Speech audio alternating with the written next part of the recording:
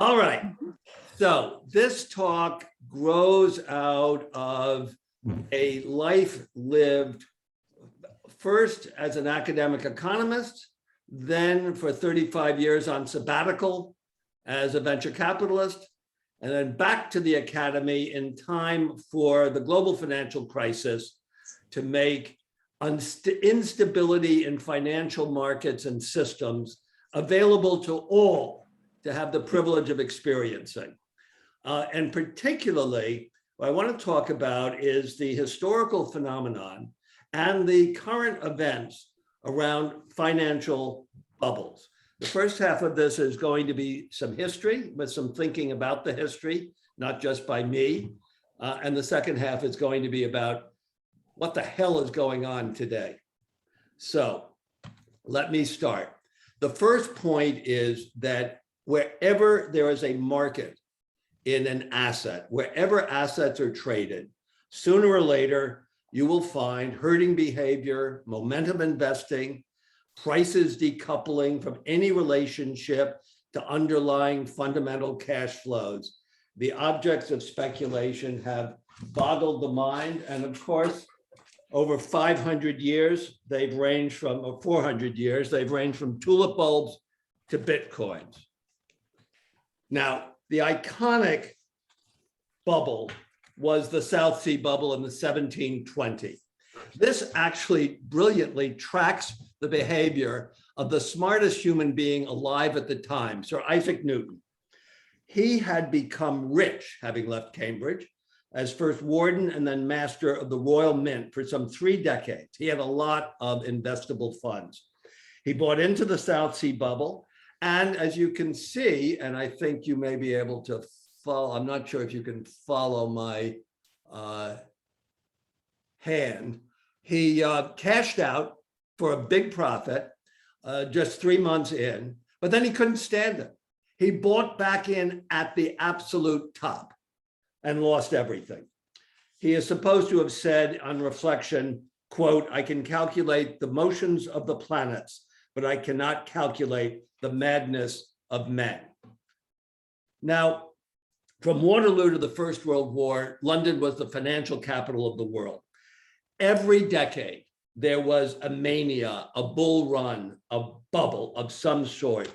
This is a very special one because, as David Kinnison points out, its account was written by the man who was the model for Melmotte in Trollope's The Way We Live Now.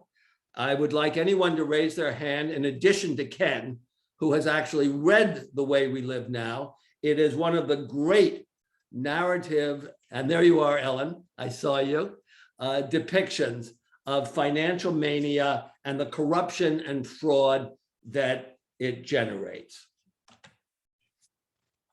Keynes experienced financial bubbles as an investor and as an analyst. This is from the General Theory. It's a very famous passage in which he talks about the challenge facing an investor, not to judge and invest on the basis of what the fundamental value of the security is, of the company that's issued the security. It's not a case, as he put it, using this newspaper sexist competition where the readers were invited not to pick their choice of the prettiest girl, but to pick whom they think everyone else will pick as the prettiest girl. It's not a case of choosing which are really the prettiest, no, though even those which average opinion genuinely thinks to be the prettiest. We have reached the third degree where we devote our intelligences to anticipating what average opinion expects average opinion to be. Rolling forward from 1936 to just 5 years ago, another great financial economist, not as well known as John Maynard Keynes, Jose Schenkman, summarized his analysis of bubbles going back to the end of the 1990s by identifying a really critical signature of a bubble. People say, how do you know you're in a bubble? You know you're in a bubble when the demand curve inverts. When prices rise, whether it's for a loaf of bread or for a share of stock, that's supposed to reduce demand, to ration demand. But when prices rise and the volume of demand actually increases, that's a signature of a bubble. It's also worth noting here that Sheinkman refers to how often bubbles are associated with innovation. Now, I could have spent, as I do with my students, an hour and a half just reviewing bubbles after bubbles after bubbles. Take my word for it. Bubbles are banal. They appear, as I say, wherever assets are traded, but not all bubbles are the same. This is a simple two-dimensional depiction of bubble space to distinguish between where the speculation is taking place, the locus of speculation, and what the focus of speculation is. Locus and focus. It took me about 15 years to work out that little way of putting it. The locus, if it's limited, is it limited to the liquid public markets where debt is relatively limited, where purchase of securities is not primarily funded by lots of borrowings? Or does it infect the banking system, which depend on lots of borrowings? Does it even create a summon forth a shadow banking system if the banks aren't providing enough finance to buy these assets at rising prices? So that's the first question. The second is, what's the focus? Is it tulip bulbs? Is it cannabis stocks?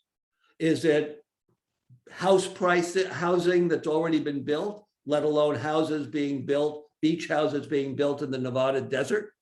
Or is it one of those technological innovations, railroads, electrification, the internet, which deployed at scale can actually transform the market economy? When the contrast between the great global financial crisis, the credit bubble of 2004-05 to when it burst in 2008, that was an enormous unproductive credit bubble that left behind ruined lives, half-built houses, whereas in the late 1990s, it certainly was a bubble. But first, it funded the build out of the physical infrastructure for the internet, all that fiber optic cable. And second, it funded the kind of Darwinian exploration of what to do with this new stuff, with this internet linking computers around the world with minimum friction. And when it burst, because it hadn't been highly leveraged, the economic consequences were limited. Now, out of this phenomenon, we can identify historically and document what I call productive bubbles. The first one came in two pieces, in two waves. It was the little railway mania of the 1830s and the great railway mania of the 1840s. And in each case, what I've shown here is an index of the stock prices on my left, the stock prices of the companies that were authorized by Parliament to sell shares, get the power of eminent domain, and build railways. And on the right side is the actual pounds, the millions of pounds invested in building the railroads. And as you can see, the chart on the left, the spikes in the prices of those securities precede the actual investment in the physical build out of the railway networks. When the bubble burst in the late 1840s, many of the companies went bankrupt. Most of their investors lost money, but no one pulled up the railroad tracks. Just 10 years later, the financiers of London couldn't stand it. They came to America and financed an enormous increase in railway construction in America, overwhelmingly in the Northeast and West towards Chicago. It was a second productive bubble. It took place just in time to endow the northern states, the Union, with a radically more developed transportation network for moving men and munitions than the South had and proved to be a huge strategic advantage in the Civil War. As the bubbles continued later in the 19th century, it was in 1882, the first time that high tech, as we might think of it, came to the City of London. The Brush Electric Company was a pioneer in electric lighting, very early into the game with primitive but effective technology. It was founded in Cleveland, Ohio. It had international subsidiaries that were licensed to deploy, to use the patents that it had filed. And it had a super hot IPO on the London Stock Exchange. The shares went up in the first day by 133%. That's worthy of the dot-com bubble in the late 1990s. But just a couple of years later, London was burned. The patents weren't very good. The technology was already obsolete. The company, the British company, went bust. The investors lost their money. As it happens, just another 15 years later, the next wave of new technology, automobiles, came to London, and it turned out that they were promoted by scoundrels, fraudsters, and reinforced the City of London's prejudice against new, innovative, technological companies. But across the ocean, Wall Street, which had been the home of railway finance, New York, the New York capital markets were absolutely dominated by the shares and the bonds of railroad companies. It was the local markets in Boston and Cleveland, places like that, which financed new industrial companies. But this chart gives you a kind of long snapshot going back to, this is almost 1900, going back to see the manner in which this long upward movement has been punctuated by occasional waves of extreme speculation. Right, again, if you, I'm not sure you can see this. I thought that there was a, no, I don't see it. But this huge first spike, that's the great bull market of the 1920s. The incredible descent from that is the Great Crash, followed by the Great Depression, followed by 30 years of what was known as financial repression.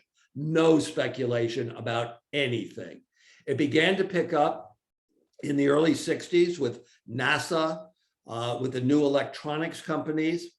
And by the mid-1960s, there was some degree of speculation, but that ran into the stagflation of the 1970s. And it was only with the end of the Volcker shock, with the Fed chairman, Paul Volcker, sending interest rates to unprecedented levels.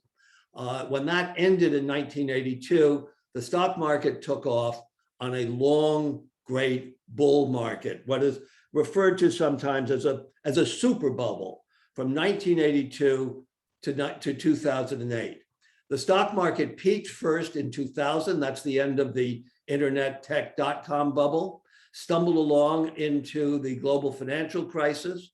And then this most recent period is very different. As we're going to talk about later on in this talk, as I'm going to talk about, this is an episode that's never been experienced before. What is now almost a dozen years in peacetime with real interest rates, that is the risk-free rate on government bonds, government securities, where there's no risk of default, trading after inflation at negative rates. In terms of purchasing power, if you buy treasury bills or 10-year bonds today, you are inviting the return of income that will purchase less tomorrow than it does today. And that has had huge consequences. Now, the bull market of the 1920s, that wasn't all about flappers and bathtub gin and Scott Fitzgerald novels. As Keynes noted after the fact, it was also, he said, no doubt that the world was enormously enriched by the constructions of the quinquennium of the 5 years from 1925 to 1929. Inside the great bull market of the roaring 20s, there was a productive bubble. It was focused on electrification, and it created the first basis for a fully electrified manufacturing industry. Now, the long bubble that followed from 1982 had three distinct components, three institutional elements that were necessary to enable it. The first was government, big government. This is the age of Reagan, but it's also an age when, despite the rhetoric, the total weight of the economy and of the government in the economy did not decline. It provided a certain buffer. Instead of being less than 7% in 1929, by 1982, it was over 20%, well, including federal, state, and local altogether, it was over 30% of the national economy. But more important, there was a very active Federal Reserve, a very active central bank. Ironically, Alan Greenspan, the chairman of the Fed, was an ideological believer in efficient markets. He was a devoted acolyte, and some think it was physical as well as mental, of Ayn Rand. But it was his interventions from outside the free market system that continually supported asset prices whenever they were threatened with decline. And as George Soros wrote after the fact, it was the intervention of the authorities that saved the system.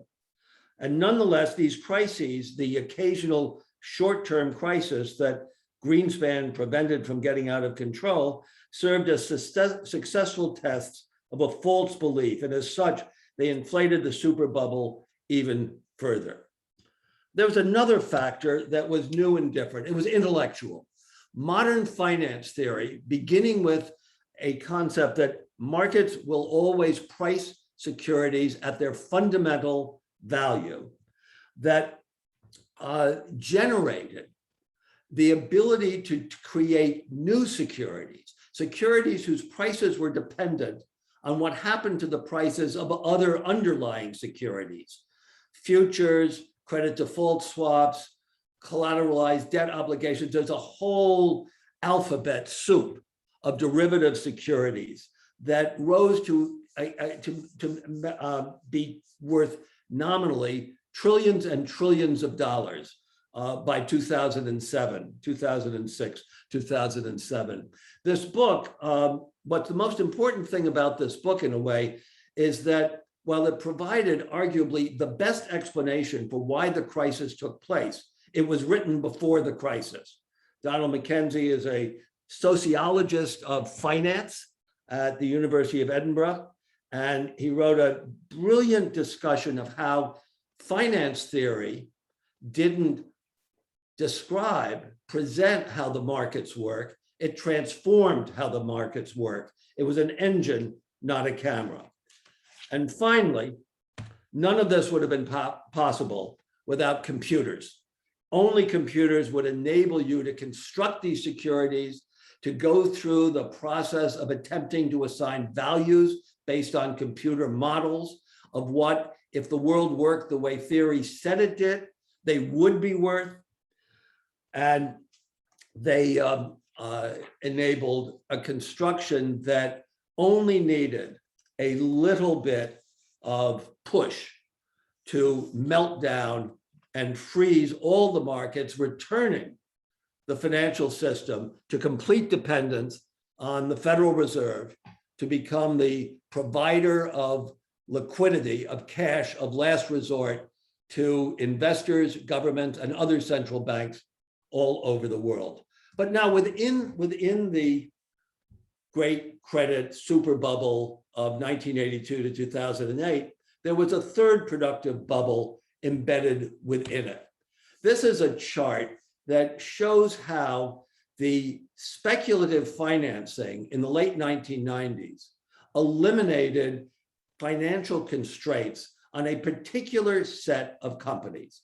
These are young companies, less than 15 years old, in the 7 high-tech sectors of American industry: computer hardware and software, biotechnology.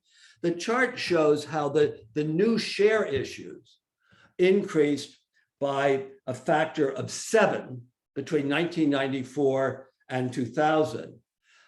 Cash flow increased by a factor of 8, that is both operating income and the issuance cash from selling stock in the market, and it enabled research and development spending to increase by 4 times over those same 5 years.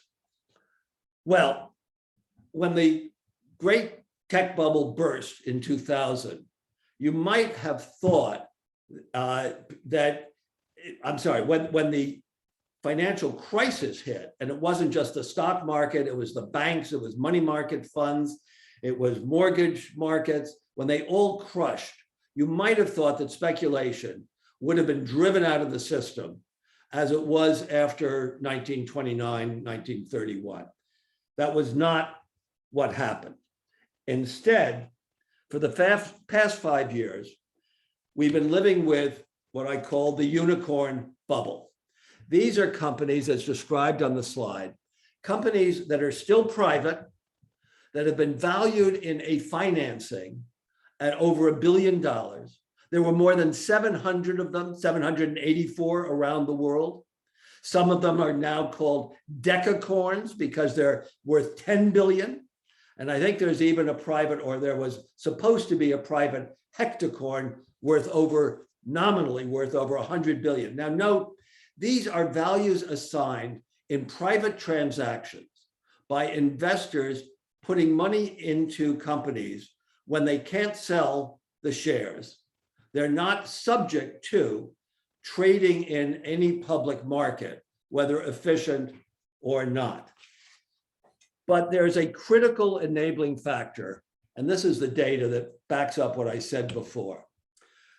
10-year government bond yields since 2007, 14 years, during which they've declined and have stayed at levels that are below the rate of inflation. If you look at France, the nominal bond yield is 0. Inflation is 2 or 3%.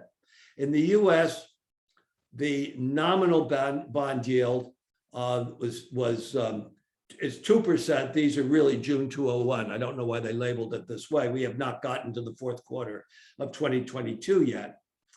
And inflation, as just reported yesterday, is running at about 5%, even if that is a temporary quasi post-pandemic blip.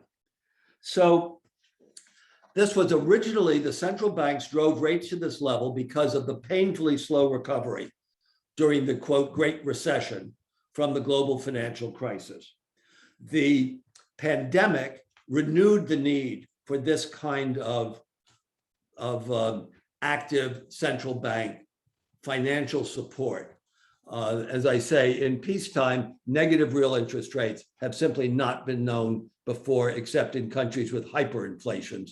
This is not a condition of hyperinflation.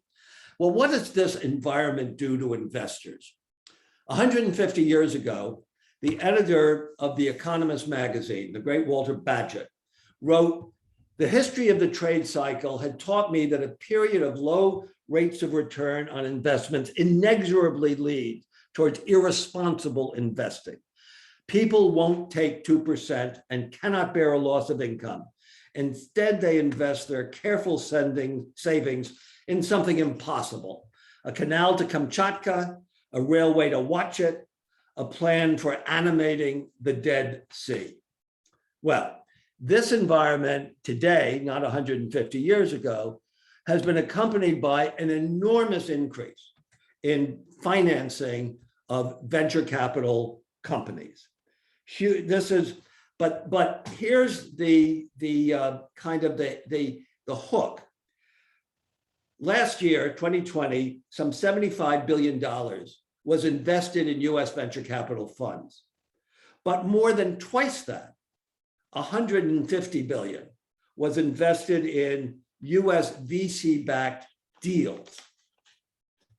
Where did the other money come from? And the answer is non-traditional capital, not professional venture capitalists who have money that's locked up for 10 to 12 years, who have experience in living with entrepreneurs, surviving entrepreneurs, sometimes thriving with entrepreneurs who live with illiquidity, who know they can't get out, who know when something goes wrong, they have to try to fix it. Now, this new money has been coming in from mutual funds, where you can get your money back any day, no matter what they're invested in, supposedly. Hedge funds with no experience of active participation in business management, pension funds, sovereign wealth funds. These sources of capital now account for more than half of all the capital invested in venture capital-backed private companies. And they've been funding mega deals. These are the number of deals and the total value of deals that took more than $100 million at the investment, the investment deal, the round of investment. More than $50 billion in the first quarter of 2021 were invested in these mega deals. And they've been invested at nosebleed valuations. These are the valuations for late stage deals, the pre-money valuation of the company, in which the non-traditional investors are following the earlier venture capitalists in investing. If the average in the first quarter of 2021, the average was a $1.6 billion valuation. That's a unicorn by definition. These investors are used to assuming liquidity as they do in their public market investments. They are generally investing with no governance rights, no board participation. If the plane starts to crash, if the engines start to falter, they can't bail out, they can't get their hands on the controls, they're doomed. And some of the consequences of these were entirely predictable. An outstanding venture capital firm, Benchmark Capital, actually has its fingers on two of these problems. One was Uber, where they actually had to sue the company to force the founder to be fired in order to save the company. The other was the notorious WeWork, where Adam Neumann first got cheap money, got very expensive money from Benchmark, and then incredibly cheap money from SoftBank, billions of dollars, until in trying to go public, the business model and the style of, how shall I put it, unmanagement of the business by Adam Neumann and his wife, who, by the way, was supposed to be nominated to pick his successor if he died, at the same time as he sold the term "we" to the company for a personal payment of about $10 million. In any case, Neumann was finally forced out. SoftBank gave him $1 billion to go away, which tells you something about the quality of SoftBank as a venture capital investor. In fact, SoftBank has been the kind of caricature of the non-traditional venture capital investor in all of this. This is a slide that a friend of mine sent me from the second, quote, Vision Fund. In 2016-17, SoftBank raised a $100 billion fund, the largest source of funding being the Saudi Arabian sovereign wealth fund. That's the fund that's in effect run by the guy who killed Khashoggi, MBS, Mohammed bin Salman. They raised $100 billion. They poured it into deals like WeWork. They wrote a great deal off, but before they wrote it off, they went out to raise a new deal. And this was showing you how to think about the unicorn bubble. Well, 2 years later, after they'd failed to raise that fund from outside investors, they held a meeting with the stockholders of the SoftBank public company. And this was the key slide. The consequences of investment in this style. Now, SoftBank has to an extent been surpassed or now passed the baton onto a hedge fund called Tiger Global, which has gone nuts. They participated in the first as the first half of 2021, they participated in 176 investments. Anybody who has dealt with them knows they do no analysis of the investment. They ask, what's the price? And then they'll offer 10, 20, whatever it takes to be able to make the deal. We will see what happens, but the story does not tend to end well. Now, finally, not quite finally, another indicator of the unicorn bubble is this terrific chart that the Financial Times published that Goldman had developed. This is public companies that are losing money, but are high tech or internet or in some way blessed with the guilt of this bubble. They've risen since March of 2020, since the adjustment to the pandemic. They've risen by a factor of 4 in barely a little more than 12 months. So there's a thesis about this from a really extraordinary financial journalist who writes for Bloomberg. His name is Matt Levine. His newsletter is called Money Stuff, and it's one of the funniest and most insightful things to read on any of this subject.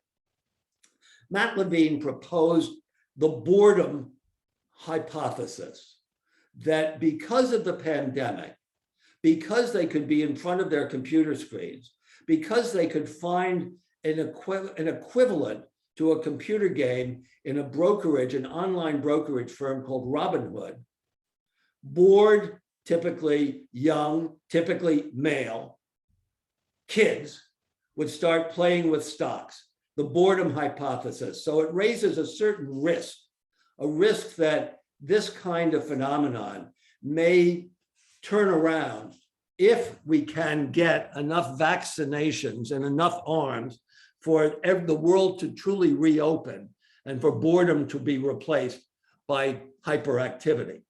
But in the meantime, the market for initial public offerings has been validating the unicorn bubble because it has been possible for public companies to get public, and particularly for enough unicorns at super high valuations to get public. The first blowout was in the second quarter of 2019. That's when Uber, having fired the founder, managed to go public along with half a dozen other companies like Pinterest and Zoom, generating an enormous amount of IPO proceeds. And since in the last 3 quarters, Q3, Q4 of 2020, Q1 of 2021, this same super high rate of public offerings by these unicorn companies has continued. And at the same time, yet another, and this I'm going to say is the final signal that the unicorn bubble has reached the degenerate stage that sooner or later every bubble moves into. This is something called the SPAC phenomenon, special purpose acquisition companies. These are shell companies. They sell their shares to the public, having no business, but having a promise that the sponsors will seek the opportunity to use the money they raise to acquire a private company. If they acquire the private company, if they reach an agreement to acquire, the investors could say, no, I'm not going to play. I just want to get my money back. They'll get their money back. But if they get excited about the possibility that the company the SPAC is going to buy, they then have a public security and they can bid it up and others can follow them. Now, there's a particular attraction about this mode for a private company to become a public company. If you go through a conventional, underwritten initial public offering, you are subject to the full security regulations, which limit what you can say and require that what you say not be materially misleading, nor omit any fact that would be misleading to omit. And you are criminally liable if you violate those rules. However, SPAC IPOs are treated as if they were mergers between established companies. And the participants are allowed to make forecasts. And they've been advised by lawyers that those forecasts, if they don't turn out correct, aren't criminally liable, at least for now. There's a new sheriff in town at the Securities Exchange Commission named Gary Gensler. He is a terrific guy, a smart guy, an experienced guy, a tough guy. And this phenomenon is going to be addressed by regulation, but so far, not yet. And you can see the sheer increase in the number of these blind pools seeking private companies. And I'm going to give you one lovely example. There's a company called Nikola Corporation. It merged with a SPAC back in early 2020. Its stock went from $10 to more than $60, almost $70 immediately. And now it's just about back at $10. Why did the stock go down? Because, first it had made these absolutely terrific forecasts about when its electric 18-wheelers were going to be rolling down the interstates across the country, generating billions of revenues and billions of profits.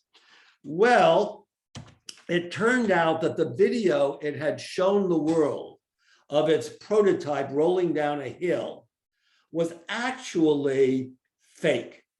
The truck was rolling down a hill with no engine inside it. Occasionally, justice is done. I'm not talking about Albany, New York. Occasionally, justice is done.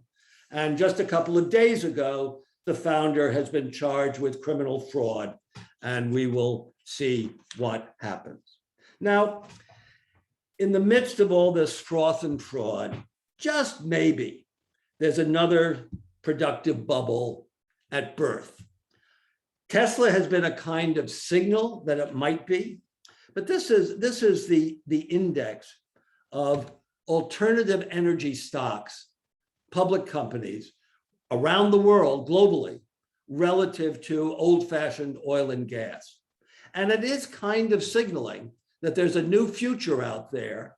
You might call this the first signs of a green productive bubble. Now, in this case, unlike the digital revolution, the speculators are ahead of the governments. Finally, the US is beginning to catch up. It's struggling to catch up. It's got to bring Congress with it. It's making the first steps. We've lost an awful lot of time. But I find it difficult not to end on a reasonably hopeful note. Once again, possibly, after all the waste of the last 5 or 6 years, there may emerge from this, not just Tesla, and certainly not Nikola, but an array of green tech companies that have been able to raise more money than, quote, they should have, because they're in a bubble environment. And this may, we can hope, survive. The key question for the fate of this bubble: when, not if, will the Fed raise interest rates? This is a chart that comes out every time the Fed Open Market Committee, which is the committee that sets interest rates, every time they meet. And there was a bit of a shock when they last met on June 16th, 2021, because a number of members, more members, predicted interest rates would start to rise sooner than had been the case before. That it was still less than half who thought they would start to increase next year, but it was more than had thought that at the previous meeting, and many more who were quite sure it was going to be multiple increases in interest rates by 2023. But if you're still, after this talk, interested in bubbles, I can recommend, highly recommend, an alternative additional source in a different medium.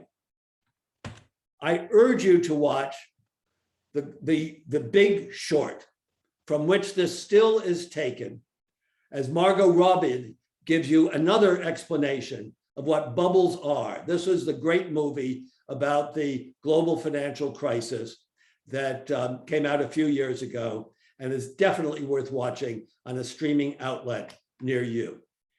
I hope, trust, and believe, despite the little hesitant start, that we have time for any questions anybody may ask. I'm going to stop sharing my screen so I can see you all. And there you are. So, open for questions from any and all quarters.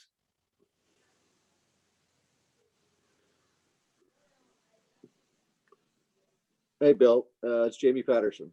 Jamie, you know something about this world.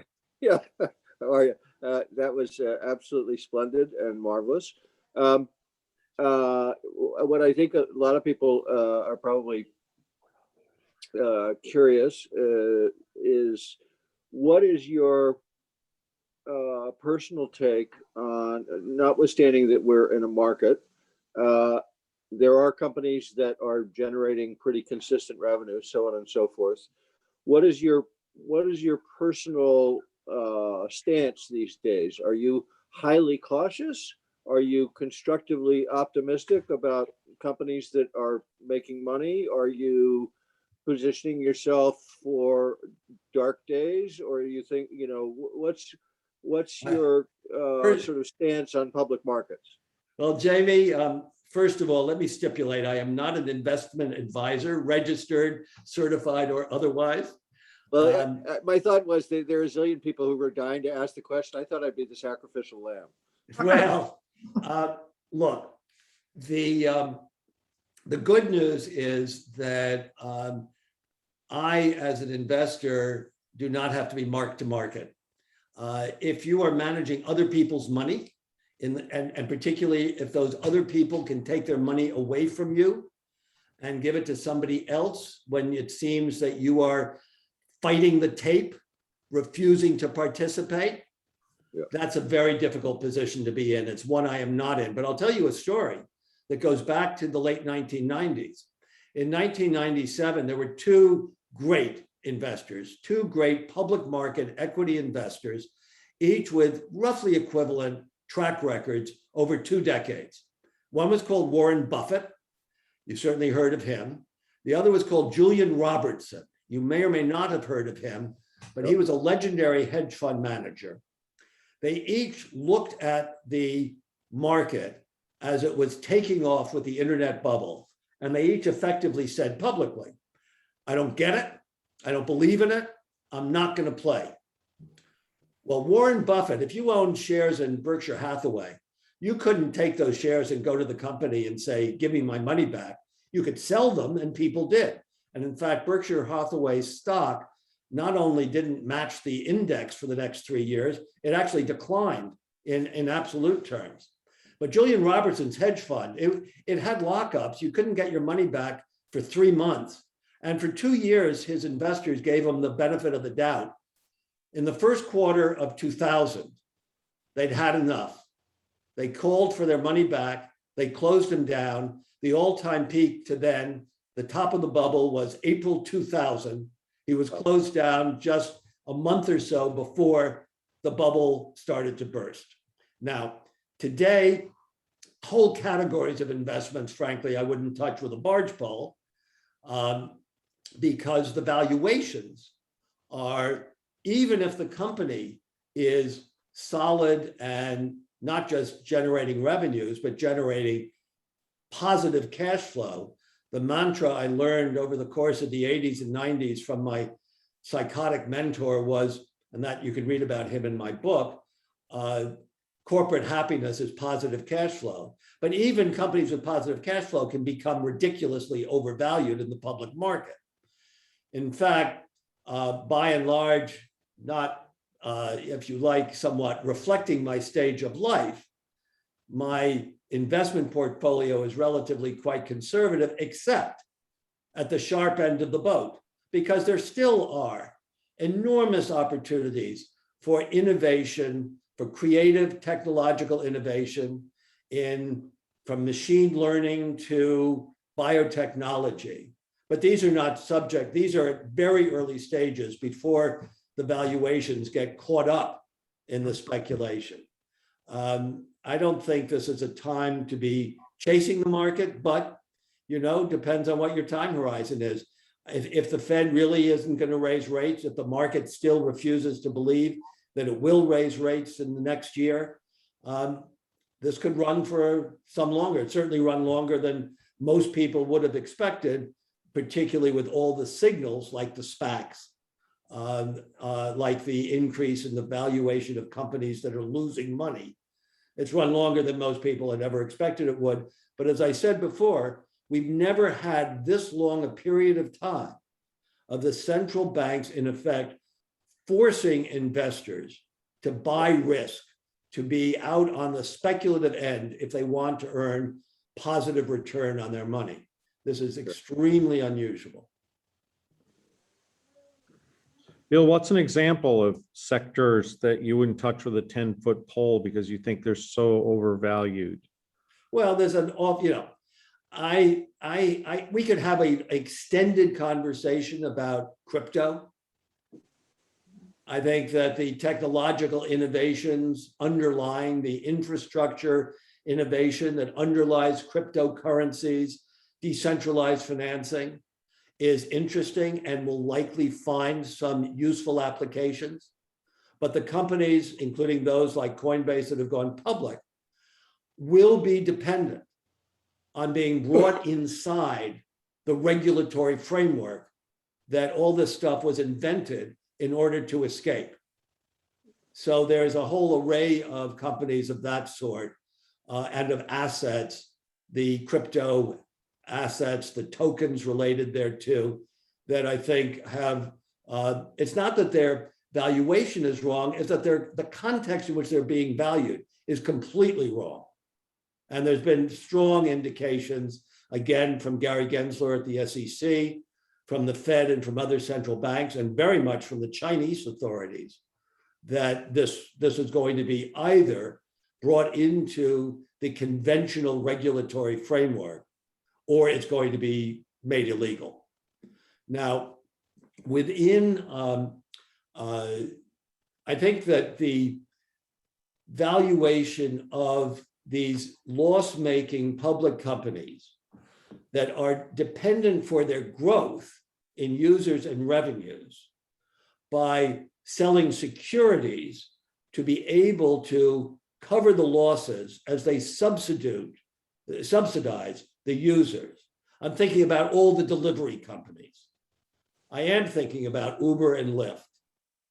It's not at all clear that these companies can ever generate positive cash flow because the customers pay them more than it costs to develop and deliver the service. Right now, they're being subsidized by the ability to raise cheap capital and use the capital to pay operating expenses. Any company in that mode, I think, is, I wouldn't touch.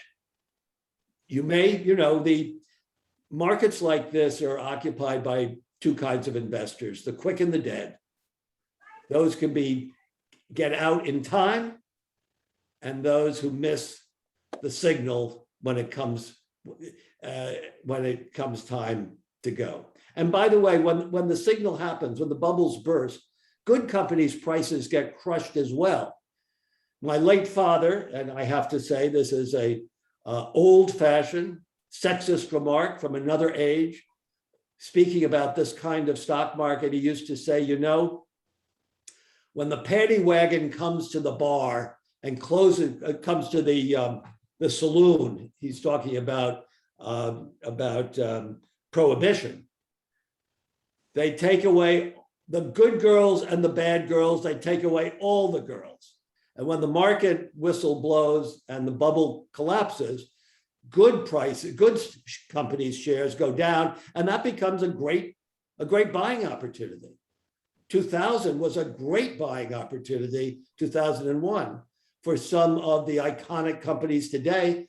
Amazon, they were giving the shares of Amazon away in 2001. So I would look for the underlying business model as represented by actual cash in, cash out. It's pretty easy to lie about calculated metrics like earnings before interest, depreciation and amortization. It's much harder to lie about the difference between what was in the cash, what was in the bank account on January 1st and what was in the bank account on December 31st. That's the fundamental.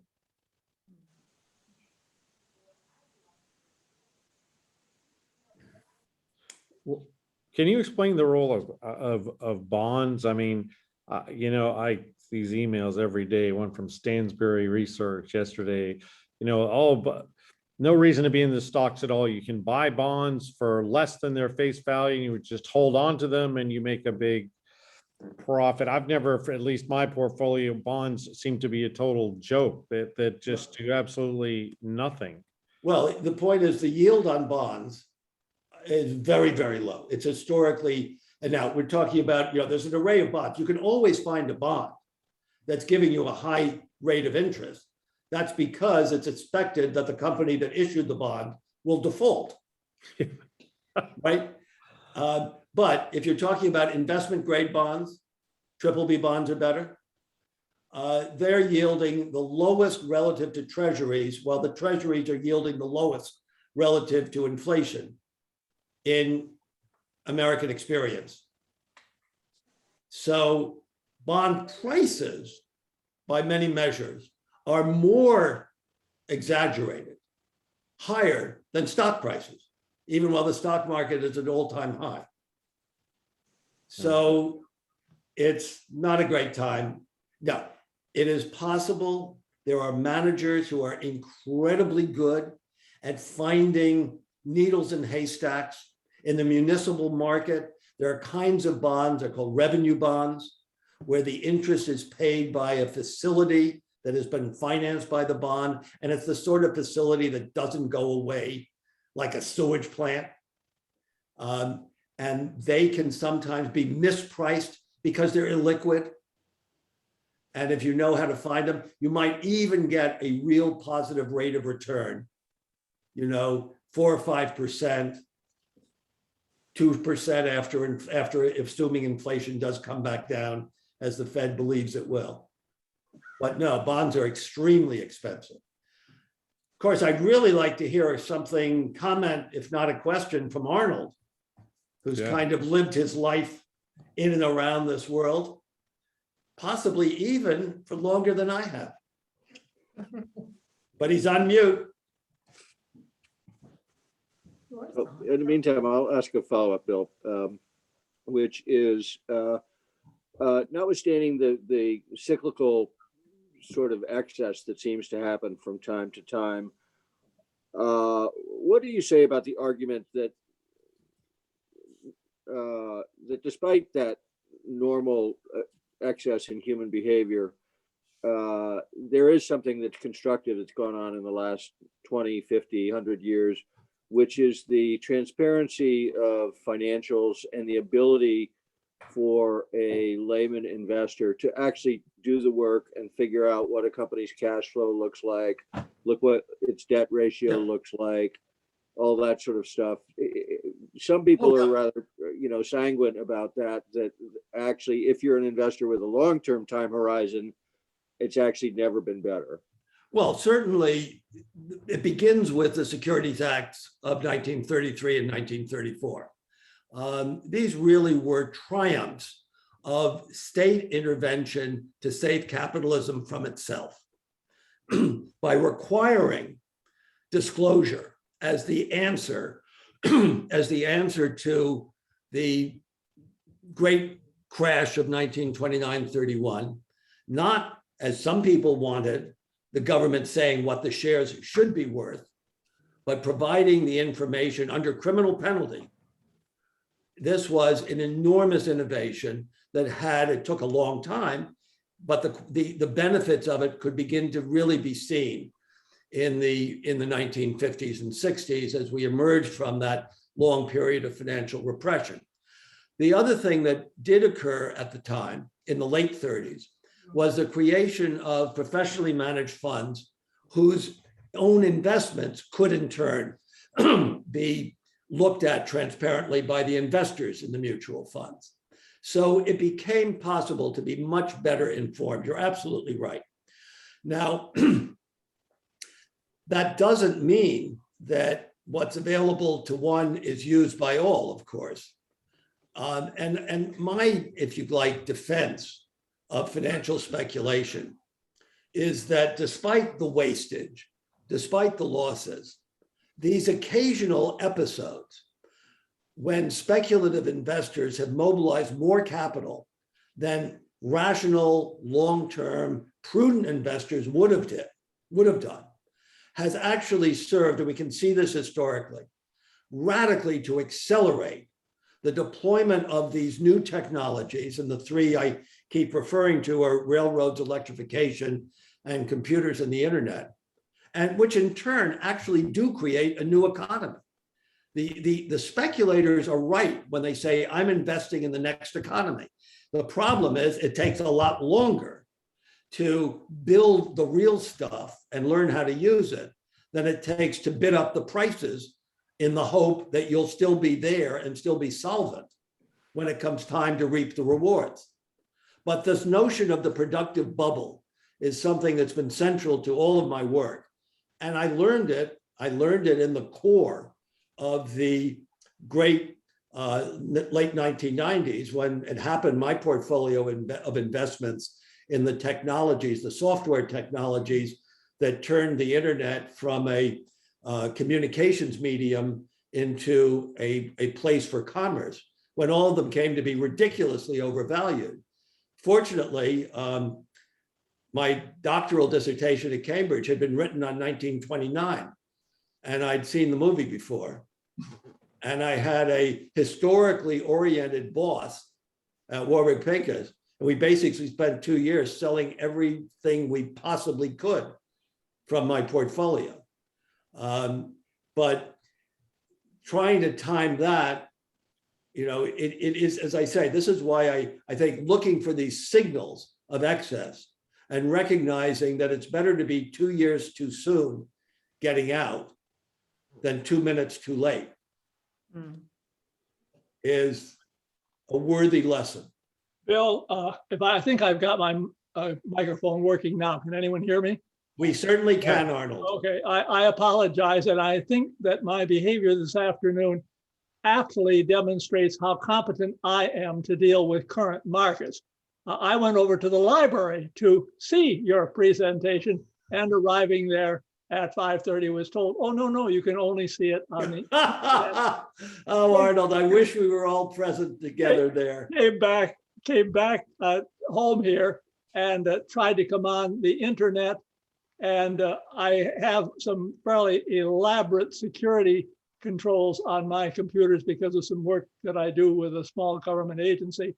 And I have been totally unable to get them sufficiently blotched to enable me to use my camera, or until now, my mic. I think I have now found a way to get around it on the mic.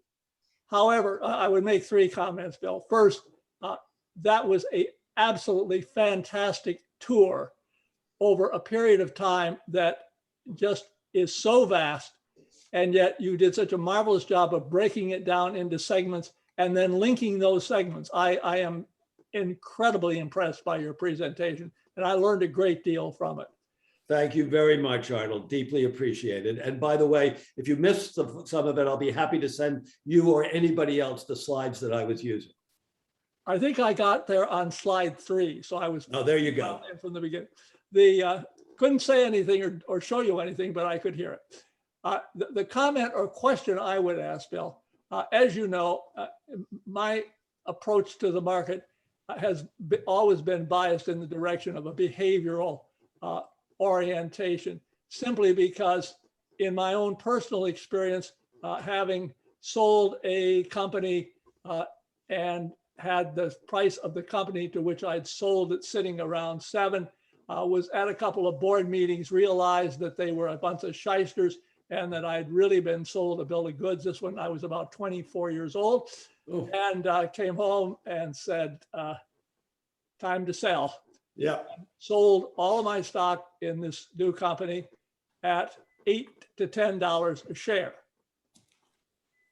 2 weeks later, the chairman of the company was on the cover of Fortune magazine, sitting in his yellow pajamas in his house in Florida. We won't go further than that, extolling the virtues of being a born-again Christian who was successfully running one of the largest companies in the country at that point and requiring oil refineries all over the world at a price of 10 cents on the dollar. Yeah. What no one had figured out at that point, but I, even in my simple Midwestern farm boy look at the world, had figured out at the board meetings was, yeah, we were buying oil refineries at 10 cents on the dollar, and we had budgeted maintaining them on the basis of 10 cents on the dollar. You had to maintain those oil refineries at 100 cents on the dollar. Got it. That simple message could not be gotten across to the other directors, or I should say to our accountants. So I sold all our stock. After the Fortune appearance, the stock roared up and ended up closing at 76 before it finally crashed. Yeah. Yeah. And from that experience, I have said, you can know too much. Right. While I want to be in those things that make sense economically. And right now, we've had some fascinating situations that we've seen in the solar area, although Yep. we've also seen a lot of problems because of the shakeout as costs and returns changed dramatically. I'm trying right now, and it would be very fascinating, any insights you have to see how to most productively look at it from a fundamental standpoint, it being the actions that are being taken in the Senate right now to begin actually funding some infrastructure development. Do you go in and buy the obvious, go to the ETFs and buy PAVE, P-A-V-E? Yeah. As I showed you, the global alternative energy index is way up, but the signal that I would look for, and this may sound a little off kilter in direct response, what we learned through the really analyzing how the digital revolution came about. We've got a lot of federal money that's funding research, that's funding labs, and we do need genuine green innovation. For example, we need very much better, very much larger scale energy storage technology and is represented by lithium-ion batteries. There's lots of research funding. I don't know a research university that doesn't have at least one, if not two labs working on very advanced chemistries, alternative approaches to energy storage. That's great. But what will bring it closer to where it becomes investable is when you see investors who don't have to worry about that cost benefit analysis, about the cash flow, specifically when you see governments being the first early customer, the way that the Defense Department was for computers and semiconductors back in the 50s and 60s, who are pulling the suppliers down the learning curve to low cost, reliable, cheap production, making it ready for the commercial rollout at very large scale. Back in 2009, I was very critical of the green components of Obama's stimulus bill. I thought the last thing that companies, including Tesla was one of them, Solera, the solar company, A123, a battery company, the last thing they needed were loan guarantees. They needed production contracts at very high prices, guaranteed, if you like, cost coverage, so that they could learn how to make this stuff at large scale. Tesla was able, Musk is Musk, he put Steve Jobs in the shade. He was able to raise so much risk money from private investors that he could pay the government back. The other two startups went bankrupt, defaulted on their debt, became fodder for Fox News and for certain class of economists as to why the government should never intervene in the economics of innovation. I think the lesson was completely wrong. It was the Defense Department that made Intel the greatest semiconductor company in the world as its first customer for the first 10 years. So I am looking for a programs around response to climate change that include procurement, not at huge scale initially, but to prove out these new technologies we need. We need new software for managing a grid where most of the energy coming to the grid is from solar and wind. It's intermittent. It can't be relied on. You don't have to know a lot about electrical circuits. That if you keep turning on and turning off the voltage and the amperage, you're going to blow the whole damn thing up. So, and I guess the most frustrating thing is that if there's one place in the world that seems to have learned that lesson that we demonstrated through the Defense Department in going up through into the 1970s, it seems to be China on everything green, from solar to battery, et cetera. Very frustrating.